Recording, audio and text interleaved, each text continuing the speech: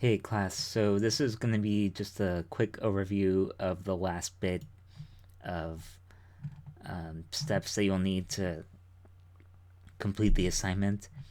So you should have already drawn the bench per the instructions of the sheet that you were given in class. And then you should be able to draw the mullions. Sorry. You should be able to draw the mullions um, according to the plan. Uh, After doing the mullions myself, I kind of realized that the measurement I gave you might be a little too thick. I gave you point 0.1, but um, 0.05 seems to be like a closer measurement. So if you can imagine 0.05, that would be 5 centimeters. So that's, roughly uh, like 2 or so inches. So that's kind of about your standard mullion size. So, uh, but if you did point 0.1, then that's totally okay. But just something to keep in mind. Also, I was referencing some images that I found on Google, and I went ahead and added a little bit of thickness to my roof by adding like an extra layer because the roof seems to have like two different material types. So that's just something that kind of will help you uh, get this a little bit to a more realistic type of detail when we actually get to actually rendering the Barcelona Pavilion. Then it'll actually start to uh, really help it make a little bit more rich. And also, I punched in a hole here. Um, I Boolean differenced out a hole that lines up with this uh, sort of cavity, and that's what illuminates this frosted glass here. It's kind of a nice detail that I didn't really realize until I was looking at some images online. So it kind of helps to explain what this frosted pane is going to be about, actually. So, first thing that we're going to do is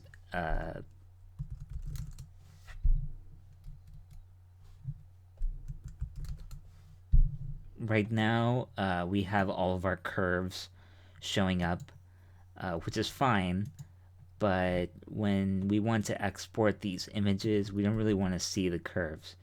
So if we were to go to file, or sorry, right click on perspective and then hit rendered, as you can see, you still see the curves. That's these little colored pieces here.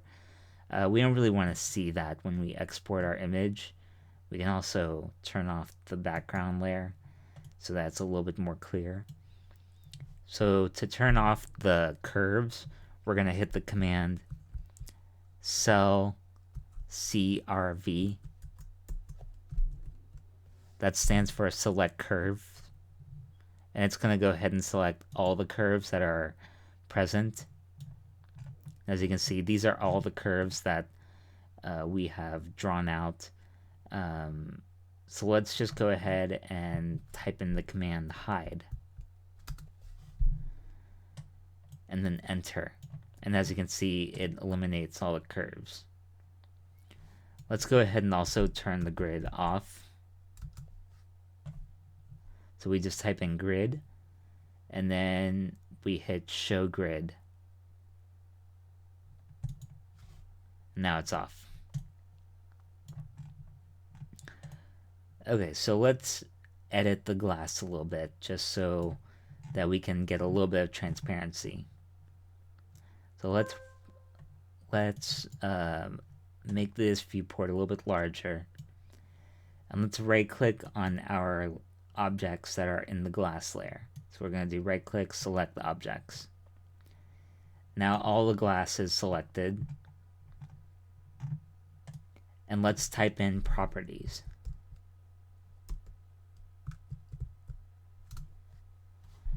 So you should get a window. I have it docked in my little panel up here, but it should look something like this. You'll see 4 little buttons up here. And I just want you to hit on the second button as when we hover over it, it says material. And then it says assign material by. By default, it's probably going to be on layer.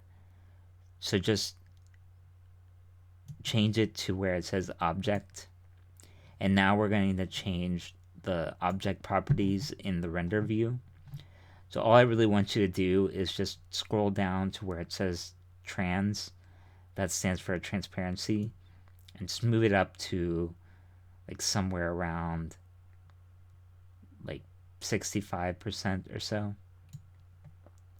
You can edit like the gloss, like the color of it. Like if we wanted to change it to like more blue. See, it gives kind of like a little blue tint to it. That's totally cool if you want to do it like that. Maybe these two panes, you could make it less transparent since those are going to be frosted.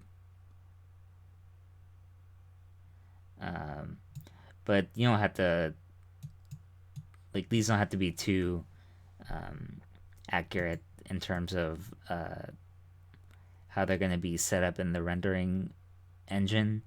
It's just to kind of get an idea of what these materials look like and not in this sort of Rhino shaded kind of cartoony look. We can get a sense of what it would look like rendered. The last step that I just want you to change is the background here. So to change the background, we just go to options. And remember, to get this window, if options doesn't work for you, you just go to file and then properties, and it takes you to the exact same thing. Under document properties, there will be one that says Rhino render.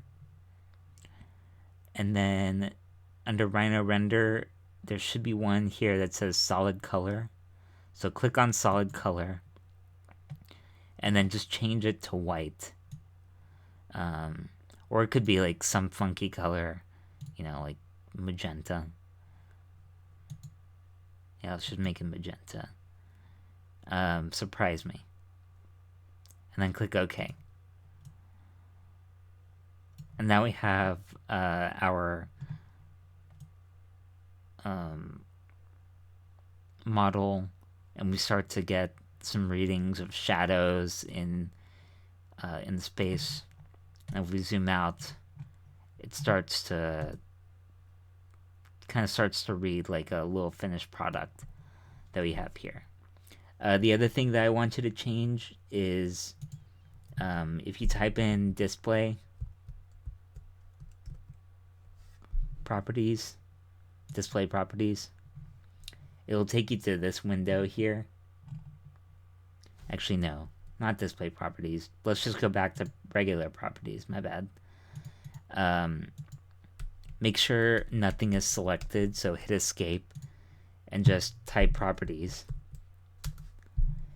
And under lens length, by default, it should say 50. So your model might look something like this. 50 is not like a very interesting view. It's kind of like neither here nor there in terms of perspective. Like it's very flat, and it doesn't really give you a sense of the way that the eye thinks of perspective.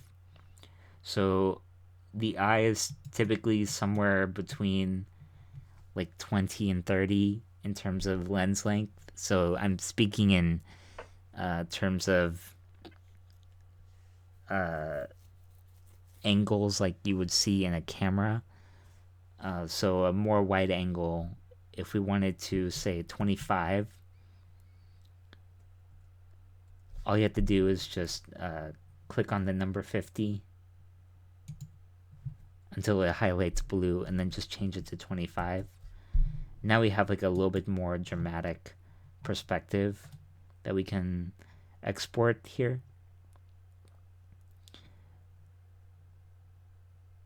And so once we have it kind of placed where we want it to, I just want you to export two images. One, an exterior, something kind of like this, and then something actually inside of the pavilion to give us a sense of like depth or a sense of what the space actually is starting to feel like. It can be like inside or kind of outside, or you can create it like a little vignette, through several layers. So like I see the wall here, I see this nice like little frame of pink. So this is kind of a nice view. Maybe I'll scoot back so I can get a little bit of the pool in there. And to save the view, I can just go to name properties, or name views. So type in named view, and then a little tab will pop up. I have it docked in my panel up here, and just hit the little save button. And you can call it whatever you want, like O1. And now, say if you were to move your camera around and double click on our O1 named view, it takes us straight to where we were beforehand. So all we have to do to export this now is just go to File, Print,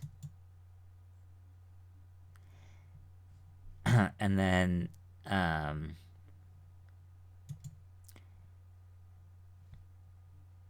you can just make it like 8.5 by 11. And we want to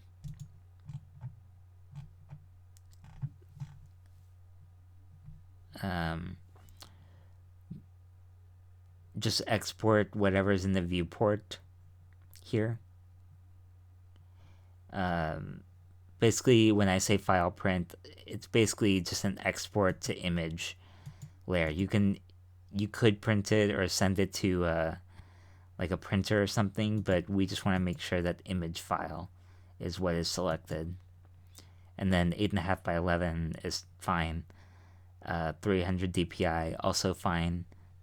And you can do the viewport, like it'll ask you what viewport you want, or like what name view you want to export, or you could make your own like little window as well.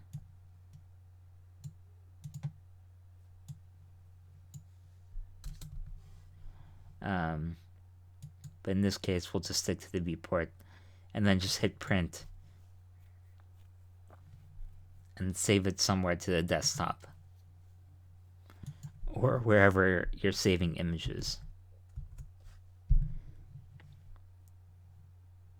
So once you have these images, just place them in a single PDF. I just want 2 images, one exterior and one inside of the space, like at eye level, and just caption each image. So, exterior perspective, interior perspective.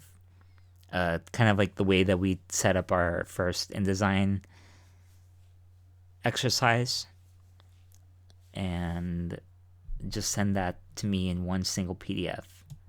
Remember, don't send me any JPEGs. Okay. Good luck.